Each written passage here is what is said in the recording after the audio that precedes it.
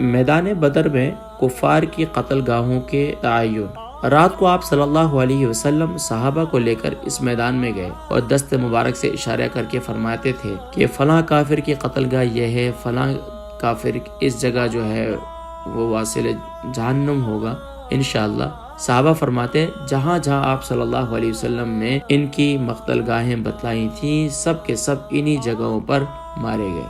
حضرت علی رضی اللہ تعالیٰ عنہ فرماتے ہیں صحابہ تھکے ہوئے ہوتے تھے، سب سو گئے، مگر رسول کریم صلی اللہ علیہ وسلم پوری رات جاگتے رہے، گریہ وزاری اور دعا کرتے رہے حتیٰ کہ صبح ہو گئی۔ صبح آپ صلی اللہ علیہ وسلم نے سب کو نماز کے لیے اٹھایا۔ الصلاۃ یا عباد اللہ، اے اللہ کے بندو نماز کا وقت ہو گیا ہے۔ آواز سن کر سب جمع ہو گئے، ایک درخت کی جڑ میں کھڑے ہو کر سب کو نماز پڑھائی۔ نماز کے بعد صحابہ کرام کو جہاد فی سبیل اللہ کی ترغیب دی گئی۔ جب یہ سارا معاملہ ہوا تو اب میدان کارزار سج گیا، حق و باطل کا مارکا ہونے جا رہا ہے۔ یہ رمضان مبارک کی 17 تاریخ جمعۃ المبارک کا دن تھا۔ آپ صلی اللہ علیہ وسلم نے صف درست کی، ہاتھ میں ایک تیر تھا۔